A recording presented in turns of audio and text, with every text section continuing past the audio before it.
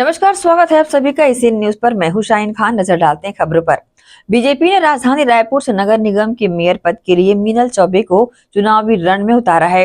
वहीं मंगलवार को नामांकन के आखिरी दिन प्रत्याशी मीनल चौबे ने नामांकन भरने से पहले मुख्यमंत्री से आशीर्वाद लिया। इस दौरान मुख्यमंत्री विष्णुदेव साय ने कहा कि रायपुर महापौर प्रत्याशी मीनल चौबे और 70 वार्डों के सभी पार्षद प्रत्याशी आज अपना नामांकन दाखिल कर रहे हैं। मैं उन्हें शुभकामनाएं देता हूं। नगर निगम में नेता प्रतिपक्ष के रूप में मीनल चौबे को काफी अनुभव है। निश्चित रूप से उन्हें इसका लाभ मिलेगा। रायपुर नगर निगम और अन्य 10 नगर निगमों में हम लोग भारी मतों से सफलता हासिल करेंगे। लोकतंत्र की बहुत महत्वपूर्ण कड़ी नगरीय निकाय और त्रिस्तरीय पंचायती राज है और दोनों में चुनाव है। और आज बड़ा सौभाग्य का विषय है कि हमारे रायपुर नगर निगम की जो अध्यक्ष की प्रत्याशी है, महापौर की प्रत्याशी हैं श्रीमती मीनल चौबे, वो और पूरे 70 वार्ड के हमारे पार्षद नॉमिनेशन फाइल कर रहे हैं। मैं उनको बहुत बहुत बधाई शुभकामनाएं देता हूं। और श्रीमती मीनल चौबे लंबे समय से नगर निगम में और नेता प्रतिपक्ष के रूप में अभी कार्यरत थी। एक लंबा अनुभव है। निश्चित रूप से इसका लाभ मिलेगा। भारी मतों से हम लोग रायपुर नगर निगम और बाकी और भी प्रदेश के जो 10 नगर निगम हैं सभी में भारी सफलता हासिल करेंगे। दुर्ग में नगरीय निकाय चुनाव को लेकर नामांकन फॉर्म जमा करने के अंतिम दिन कलेक्ट्रेट परिसर में भारी भीड़ दिखी, जहां भाजपा की प्रत्याशी ने दिग्गज नेताओं के साथ पूरे दमखम के साथ अपना नामांकन भरा। वहीं कांग्रेस प्रत्याशी ने भी सादगी के साथ अपना आवेदन जमा किया। दुर्ग नगर निगम चुनाव को लेकर मंगलवार को नामांकन दाखिले के अंतिम दिन भाजपा ने अपना दमखम दिखाते हुए सभी दिग्गज नेताओं की उपस्थिति में घोषित प्रत्याशियों के साथ नामांकन दाखिल किया, जिसमें भाजपा की घोषित महापौर प्रत्याशी अलका बाघमार के साथ भाजपा की वरिष्ठ नेता सरोज पांडे, विधायक गजेंद्र यादव व गृह मंत्री विजय शर्मा मौजूद रहे, जिन्होंने नामांकन दाखिले के साथ भाजपा की प्रचंड जीत का दावा भी किया। इस दौरान भाजपा के गृह मंत्री विजय शर्मा ने कांग्रेस के कार्यकाल पर उंगली उठाते हुए भ्रष्टाचार का आरोप लगा डाला। नगरीय निकाय के चुनाव में भारतीय जनता पार्टी के महापौर प्रत्याशी और भाजपा के 60 पार्षद जीत कर आने वाले हैं। प्रचंड मतों के साथ भारतीय जनता पार्टी की जीत दुर्ग में सुनिश्चित होने वाली है। और आने के बाद बहुत से ऐसे काम जो बहुत समय से लंबित हैं, उन सारे कामों को भाजपा की सरकार और हमारे महापौर, अभी जिन्होंने 5 साल सरकारें चलाई, ढेला नहीं यहाँ से वहाँ तक कर पाए, वो ये बात कह सकते हैं किसी हालत में। और आपको ध्यान होगा, मैं सिर्फ शहरी क्षेत्र नहीं कह रहा हूँ, शहरी और ग्रामीण सभी क्षेत्रों को मिला करके 1 वर्ष में भी उतने काम विष्णुदेव जी की सरकार ने किए हैं जितने वो कभी न कर पाए। मैं पूछना चाहता हूँ आपके माध्यम से कि पिछली बार जिन्होंने अपने घोषणा पत्र में कहा था कि 500 रुपया हर माता बहन को हर महीना देंगे, 5 साल बीत गया, 5 रुपया एक माता बहन को नहीं दिया इन लोगों ने। अभी विष्णुदेव जी की सरकार है, 70 लाख माताओं बहनों को, उसमें से 20 लाख से अधिक माता बहन शहरों के रहने वाले हैं, उन लोगों को महतारी वंदन के 11 किस्त मिल चुके हैं भैया। 11, कोई चुनाव नहीं था तो भी किया गया, क्योंकि वादा था, उस वादा को पूरा किया गया है। योग्यता है इनकी, क्षमता है इनकी, गजब काम किया है इन्होंने संगठन में, इनकी संगठन क्षमता है, लोगों को साथ लेकर चलने की क्षमता है। और इसलिए जब महापौर बनकर काम करेंगी तो बहुत ताकत के साथ हम 10 महापौर हैं भाई, 10 के 10 भाजपा के जीतने वाले हैं। प्रत्यक्ष चुनाव भारतीय जनता पार्टी ने इसीलिए कराया है क्योंकि जनता का मन स्पष्ट रूप से अपने महापौर के साथ जुड़े। और मैं सोचता हूं कि जिस तरह से भारतीय जनता पार्टी की सरकार ने काम किया है, पूर्णता के साथ भारतीय जनता पार्टी जीत कर आएगी। नहीं, किसने कहा? सिंबॉलिक चुनाव है भाई।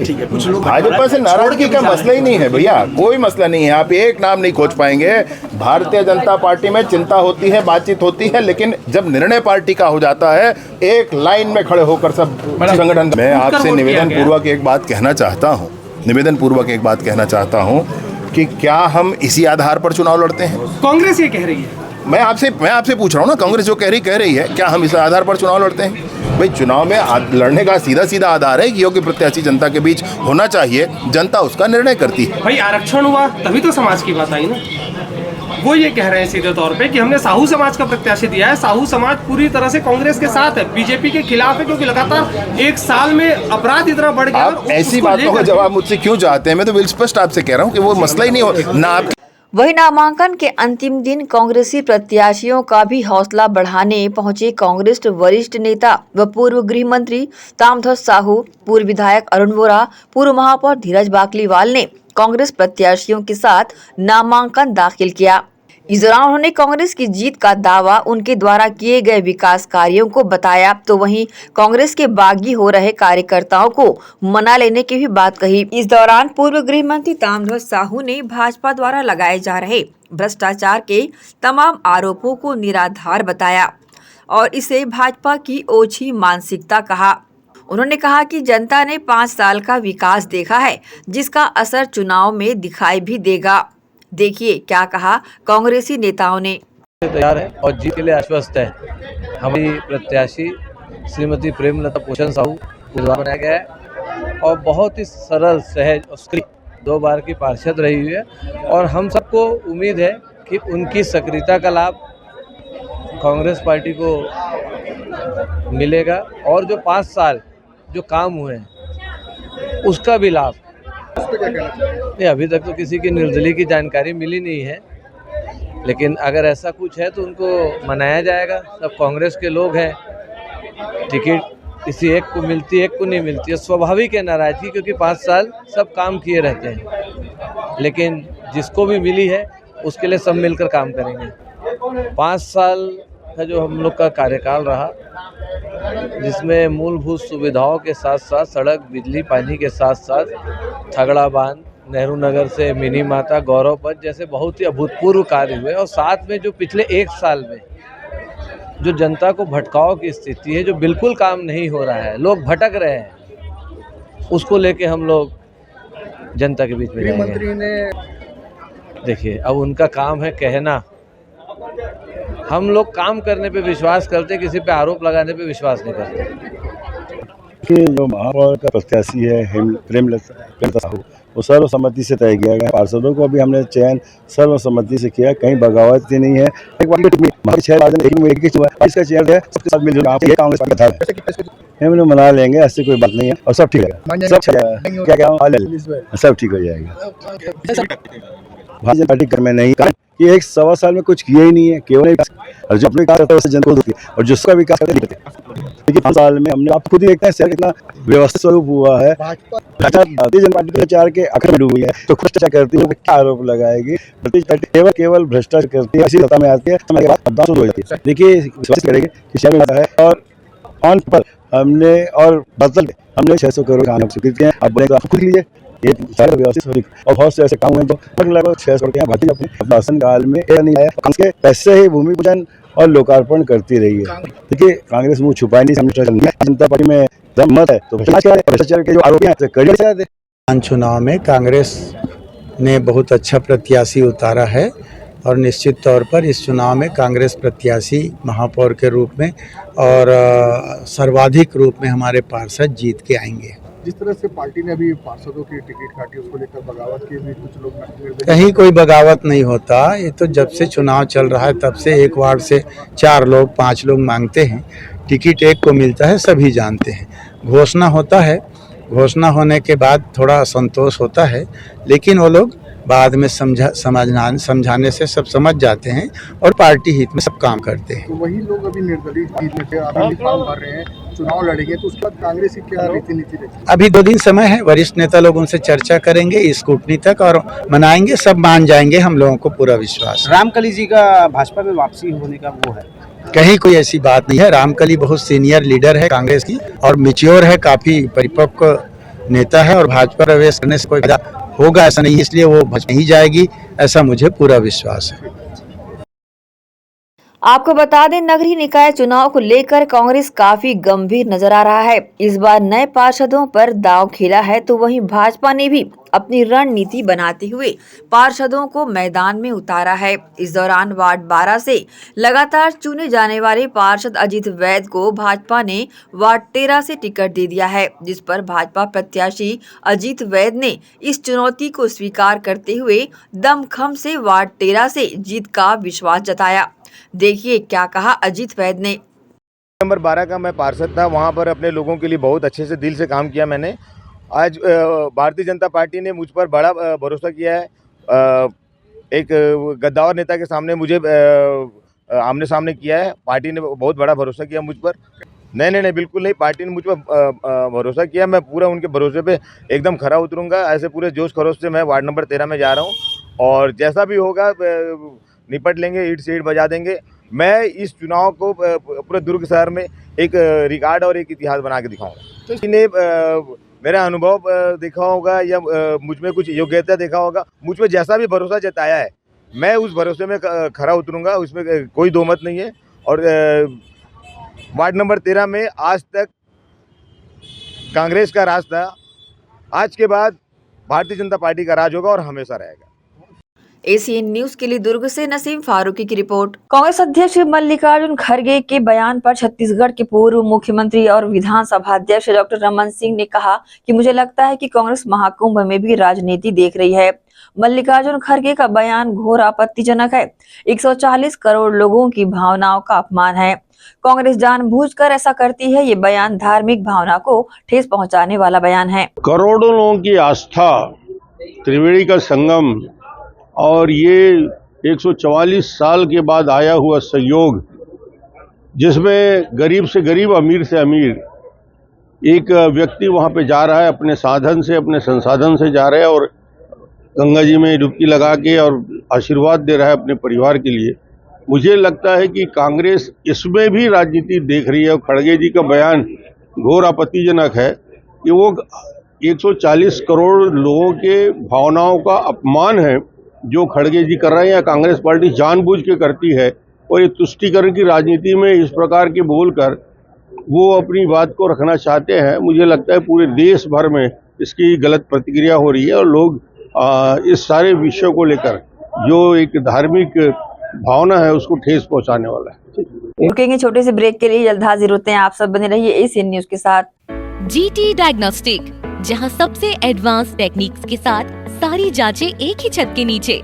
जीटी डायग्नोस्टिक लाए हैं आपके शहर में पहली बार मध्य भारत का सबसे एडवांस 3 टेस्ला MRI, जो आपको देगा बेस्ट क्वालिटी इमेजेस और सारी स्कैनिंग 6 से 10 मिनट में हो जाती है, जहां आम MRI मशीन 45 से 1 घंटे लेती है। इसमें है वाइट बोर, जिसमें मरीज अंदर जाते हैं तो उन्हें डर नहीं लगता, और साथ ही फीट फर्स्ट की सुविधा, डॉक्टर को इलाज करने में सुविधा।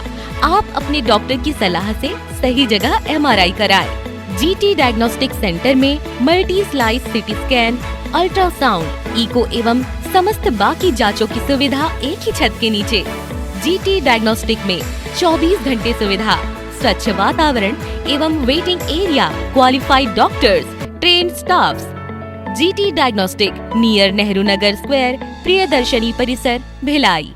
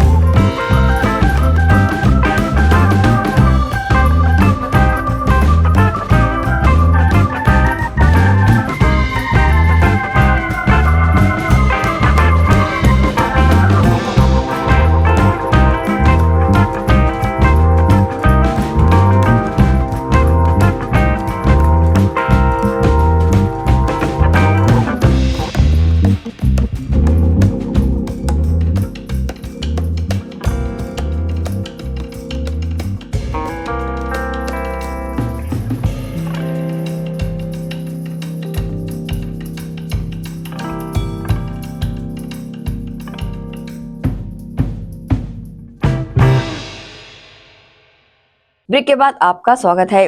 कांग्रेस के राष्ट्रीय अध्यक्ष मल्लिकार्जुन खड़गे द्वारा महाकुंभ को लेकर दिए गए बयान पर छत्तीसगढ़ के पूर्व मुख्यमंत्री और कांग्रेसी नेता भूपेश बघेल ने कहा कि सनातन का कोई विरोध नहीं है। साधु संतों ने भी कहा है कि आप बाहर सफाई न करें, मन की मलिनता को साफ करें।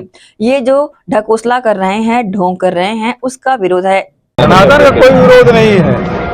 खड़गे जी अनुभवी राजनेता हैं और आज से नहीं, कबीर जी, रविदास जी, सारे संतों ने क्या कहा कि आप बाहर सफाई ना करें, मन में जो मलिनता है उसे साफ करें। रविदास जी ने क्या कहा, मन चंगा तो कटौती में गंगा, है ना।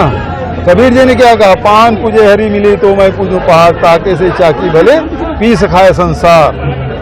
तो आपके मन में मलिनता है तो उसका लाभ नहीं मिलने वाला है। आप पाप करो और डुबकी लगाओ तो आपको पाप कट जाने की गारंटी नहीं है। मन पवित्र होना चाहिए, तब माँ गंगा आशीर्वाद देती है। आपका मन ही पवित्र नहीं है। आस्था और सनातन का विरोध है ये आस्था का नहीं, ये रविदास जी ने कहा, कबीर जी ने कहा, वो आस्था का विरोध है। संतों महात्माओं ने जो कहा उसका विरोध है, गलत सोच है। लेकिन ये जो ढकोसला कर रहे हैं, ढोंग कर रहे हैं, उसका विरोध है। प्रधानमंत्री और गृह मंत्री को भी उन्होंने कहा है कि उनका पाप नहीं धुलेगा अगर कितना भी। बिल्कुल सही बात है। अमित शाह जी डुबकी लगा रहे हैं और चारों तरफ पानी छिड़क रहे हैं। हम लोग बचपन में जाते थे तालाब में, भैंस को चारों तरफ से पानी छींटते थे। तो छत्तीसगढ़ में नगरीय निकाय चुनाव 2025 के लिए कांग्रेस ने देर रात नगर निगम, नगर पालिका और पंचायत पद के लिए उम्मीदवार की घोषणा की। इससे पहले राजीव भवन में कांग्रेस के नाराज कार्यकर्ताओं ने पार्टी पर टिकट खरीदी बिक्री का आरोप लगाते हुए जमकर हंगामा कर डाला, जिससे प्रदेश की सियासत गर्मा गई। इस मामले को लेकर वन मंत्री केदार कश्यप ने कांग्रेस पर बड़ा हमला बोला है। मंत्री केदार कश्यप ने कांग्रेस पार्टी पर गंभीर आरोप लगाते हुए कहा कि कांग्रेस में टिकटों की खरीदी बिक्री चरम पर है। कांग्रेस के नेता ही कांग्रेस के नेतृत्व पर ये आरोप लगाते आए हैं। उन्होंने कहा कि अब तक का कांग्रेस का इतिहास रहा है कि जब वह संगठन में रहते हैं तो टिकटों की खरीदी बिक्री करके पैसों की लूट करते हैं और जब सत्ता में रहते हैं तो गरीब जनता को नोच कर भ्रष्टाचार के माध्यम से पैसा अर्जित करते हैं। कांग्रेस पार्टी चाहे वो केंद्रीय नेतृत्व हो चाहे उनका प्रदेश नेतृत्व हो, जिस तरीके से वो टिकटों को लेकर के, पहले तो उनके पास में कोई दावेदार नहीं होता कांग्रेस पार्टी के जो कार्यकर्ता है, और पैसे लेन देन करके वो टिकटों को बेचने का काम करते हैं। विधानसभा चुनाव के दौरान इसका सबसे बड़ा उदाहरण देखने को प्राप्त हुआ जब उनके ही नेताओं ने कांग्रेस के पीसीसी के अध्यक्ष के ऊपर उंगली उठाई, उनके पूरे तंत्र को कहते हैं के ऊपर प्रश्न चिन्ह खड़ा किया। यदि जो व्यक्ति पैसे दे करके प्रत्याशी की टिकट लाता है, कल के दिन वो आपके नगर पंचायत, नगर पालिका या महापौर बनता है, इस बात को तय मानिए कि वो आपके पैसों पर का बंदरबाट करेगा, योजना का क्रियान्वयन करने से बंद रोकेगा ताकि वो सारा का सारा पैसा उसकी जेब में जाए। अब आपको तय करना है कि आपका नगर पंचायत का अध्यक्ष, आपका महापौर, नगर पालिका का अध्यक्ष कौन हो जो आपके योजना का, चाहे केंद्र की योजना का हो चाहे राज्य की योजना का, सीधा सीधा लाभ पहुंचा सके। एक और छोटे से ब्रेक का जल्द हाजिर होते हैं। आप सब बने रहिए एशियन न्यूज के साथ। जीटी डायग्नोस्टिक, जहां सबसे एडवांस टेक्निक्स के साथ सारी जांचें एक ही छत के नीचे। जीटी डायग्नोस्टिक लाए हैं आपके शहर में पहली बार मध्य भारत का सबसे एडवांस 3 टेस्ला MRI, जो आपको देगा बेस्ट क्वालिटी इमेजेस और सारी स्कैनिंग 6 से 10 मिनट में हो जाती है, जहां आम MRI मशीन 45 से 1 घंटे लेती है। इसमें है वाइट बोर्ड, जिसमें मरीज अंदर जाते हैं तो उन्हें डर नहीं लगता, और साथ ही फीट फर्स्ट की सुविधा, डॉक्टर को इलाज करने में सुविधा। आप अपने डॉक्टर की सलाह से सही जगह MRI कराएं। जीटी डायग्नोस्टिक सेंटर में multi slice CT scan, ultrasound, echo एवं समस्त बाकी जांचों की सुविधा एक ही छत के नीचे। जीटी डायग्नोस्टिक में 24 घंटे सुविधा, स्वच्छ वातावरण एवं waiting area, qualified doctors, trained staffs. GT diagnostic, near Nehru Nagar square, Priyadarshini परिसर, भिलाई। श्री शंकराचार्य प्रोफेशनल यूनिवर्सिटी चुनवानी, जी हाँ, सत्र 2024-25 के लिए प्रवेश प्रक्रिया प्रारंभ है। डिप्लोमा इन फार्मेसी एवं बैचलर ऑफ फार्मेसी के लिए प्रवेश प्रारंभ है। बिना PPHD दिए सीधा प्रवेश। इतना ही नहीं, 10वीं और 12वीं में गणित और विज्ञान के छात्रों के लिए सुनहरा अवसर है। सीमित समय, सीमित सीटें। अगर है सपनों को पूरा करना तो भरना होगा ऊंची उड़ान। जल्दी करें, प्रवेश प्रारंभ है। प्रेजेंटली शंकराचार्य ग्रुप के अंदर 4 फार्मेसी कॉलेजेस हैं। इन चारों फार्मेसी कॉलेजेस में diploma in pharmacy and bachelor of pharmacy की कोर्सेज रन होती हैं। साथ में masters in pharmacy and PhD की कोर्सेज भी हम ऑफर करते हैं। शंकराचार्य प्रोफेशनल यूनिवर्सिटी के अंदर ये चारों कॉलेज एफिलिएटेड हैं and most importantly pharmacy council of India ने चारों कॉलेजेस को अनुमोदन दिया है। जैसे कि आप जानते हैं, Shankaracharya group is famous for its infrastructure, its faculty, its students group, and in every aspect we are on top as from 2008. So in this year also, अगर आप चाहते हैं कि आप 12th के बाद साइंस में आपके भविष्य बनाना चाहते हैं तो शंकराचार्य प्रोफेशनल यूनिवर्सिटी में एक बार जरूर आए। फार्मेसी कोर्स में अभी डायरेक्ट एडमिशन 12th की % बेसिस पे दिया जा रहा है, तो जल्द से जल्द संपर्क करें। तो एडमिशन हेतु जल्दी करें। Shri Shankaracharya professional university Junwani, Bhilai, Chhattisgarh. संपर्क करें 9977258200।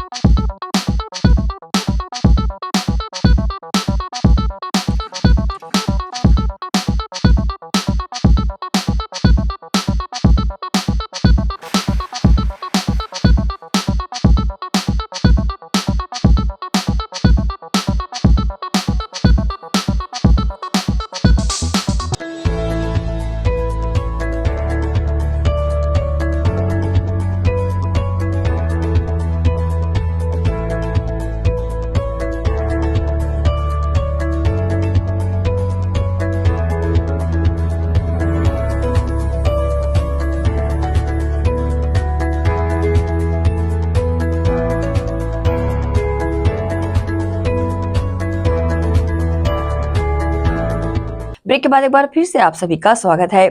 छत्तीसगढ़ के गृह मंत्री विजय शर्मा ने प्रेस वार्ता में कई महत्वपूर्ण घोषणाएं की, जिनमें ग्रामीण क्षेत्रों के विकास के लिए की जा रही योजनाओं पर विशेष जोर दिया गया। उन्होंने बताया कि राज्य में भाजपा सरकार जनता के सहयोग से बनी है और मुख्यमंत्री विष्णुदेव साय के नेतृत्व में कैबिनेट की पहली बैठक में 18 लाख आवासों की स्वीकृति प्रदान की गई थी। ये आवास योजना राज्य के गरीब और जरूरतमंद परिवारों के लिए एक बड़ी राहत साबित हो रहे हैं। इसके साथ ही सरकार द्वारा 200 से अधिक महतारी सदनों का निर्माण भी तेजी से किया जा रहा है, जिनमें से हर एक की लागत 29 लाख रुपए है। इन सदनों का उद्देश्य ग्रामीण क्षेत्रों में महिलाओं और बच्चों को बेहतर स्वास्थ्य सेवाएं प्रदान करना है। गृह मंत्री विजय शर्मा ने बताया कि PM जनमन योजना विशेष रूप से पिछड़ी जनजातियों के विकास के लिए शुरू की गई है।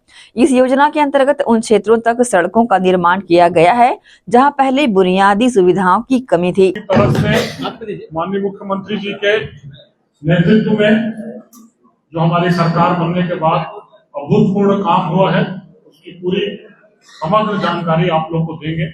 आप सभी लोगों को विदित होगा कि प्रदेश में जिस तरह पंचायत चुनाव का आगाज भी हो गया है और भारतीय जनता पार्टी इस चुनाव को पूरे उससे लड़ रही है। और ये जो चुनाव होता है ये सिंबल में नहीं है चुनाव, तो हम जिला पंचायत के लिए हमारा अधिकृत प्रत्याशी घोषित करेंगे प्रदेश में कुल 33 जिला पंचायतें हैं। पहले 33 जिला पंचायत के अध्यक्षों का निर्वाचन होगा और पहले 27 थी, अब जिला पंचायत बढ़कर 33 हो गई है। 33 राजस्व जिले हैं तो 33 जिला पंचायत के अध्यक्षों का निर्वाचन होगा।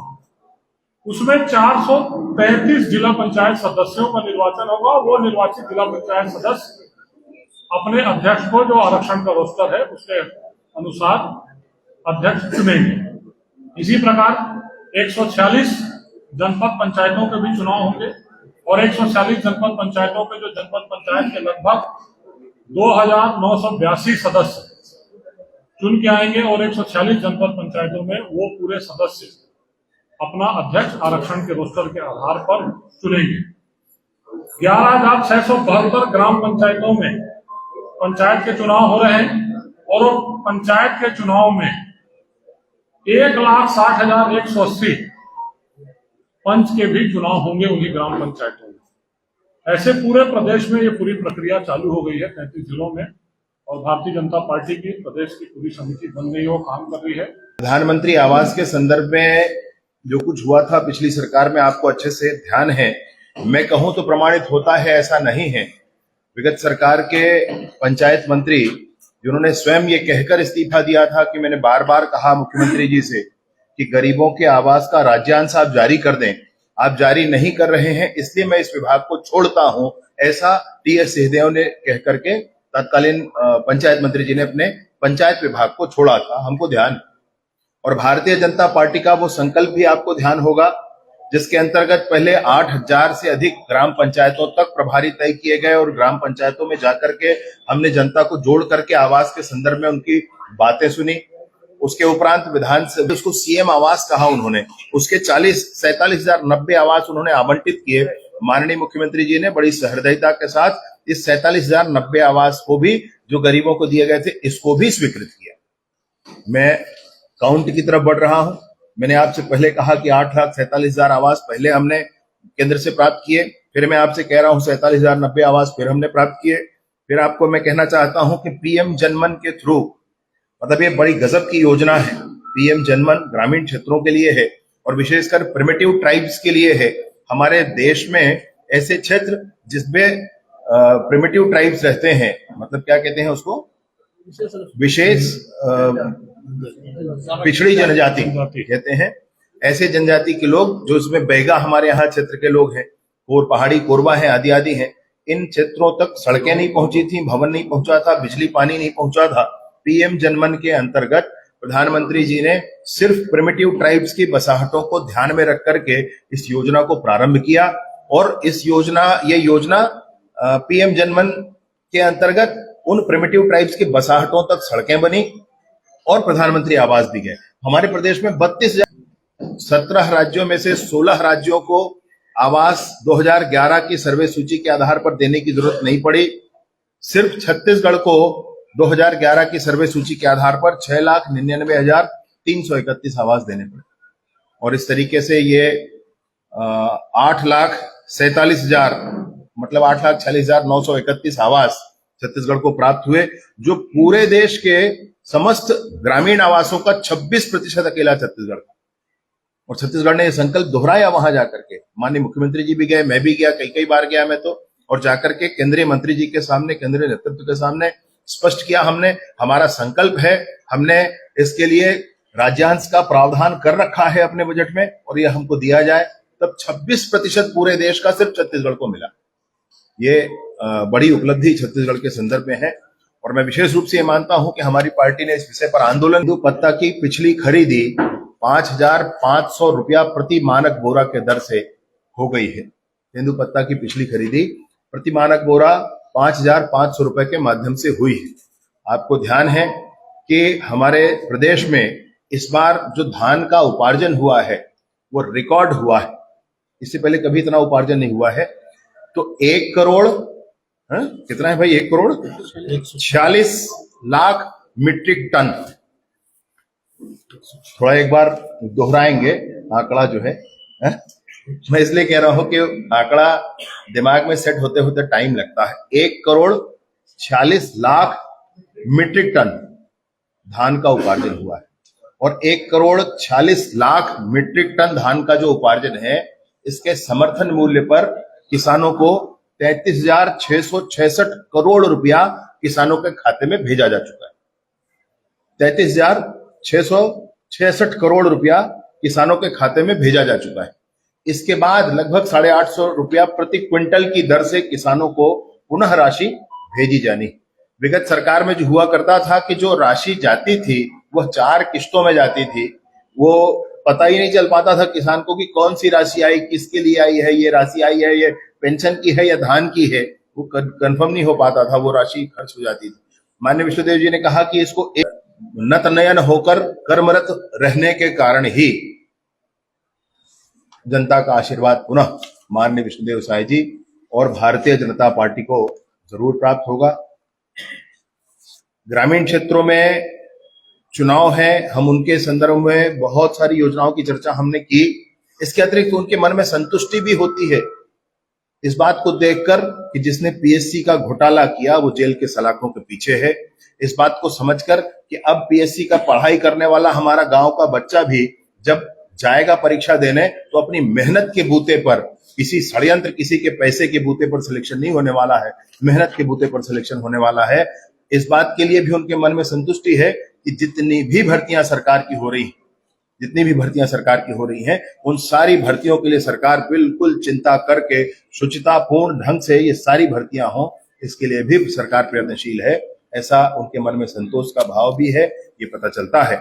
मैं आपसे कहना चाहता हूं कि छत्तीसगढ़ के किसान पहले खाने के लिए किसानी करते थे, अब वो खजाने के लिए किसानी करते। बिलासपुर नगर निगम चुनाव के लिए शिवसेना शिंदे गुट की महापौर प्रत्याशी रेवती यादव ने मंगलवार को अपना नामांकन दाखिल किया। इस दौरान पत्रकारों से विभिन्न मुद्दों पर बात करते हुए उनकी जुबान फिसल गई और उन्होंने बिलासपुर शहर से बेरोजगारी दूर करने के बजाय कहा कि वे शहर को बेरोजगार देंगी, क्योंकि बेरोजगार से ही घर चलेगा। और कांग्रेस को छोड़ो, शिवसेना से नाता जोड़ो। और मैं शिवसेना के इस तरफ से ही लड़ रही हूँ और उन लोग के सपोर्ट से ही मैं इतना आगे बढ़ी हूँ। लड़ने का मकसद है यही कि नारी शक्ति को आगे बढ़ाना है और सब बेरोजगारी को दूर भगाना है, भ्रष्टाचार भगाना है, अत्याचार भगाना है। मेरा एक है यहीं पर जो कांग्रेस भाजपा पूरा नहीं कर पाई है, वो शिवसेना की तरफ से मुझे मौका मिला है, उसको मैं करूँगी पूरा और शहर को एक नया विकसित निर्माण करूंगी। मतारी वंदन 1,000 रुपये से क्या होता है? आज महंगाई का जमाना है, 1,000 में कौन क्या कर सकता है? क्या घर चला सकती हैं औरतें? मैं बेरोजगार दूंगी, बेरोजगार से ही घर चल सकता है। रोजगार रोजगार रोजगार रोजगार। नाम बताइए अपना। रेवती यादव। इसी के साथ ही आप चलेंगे इजाजत। आप सब बने रहिए एशियन न्यूज के साथ। नमस्कार।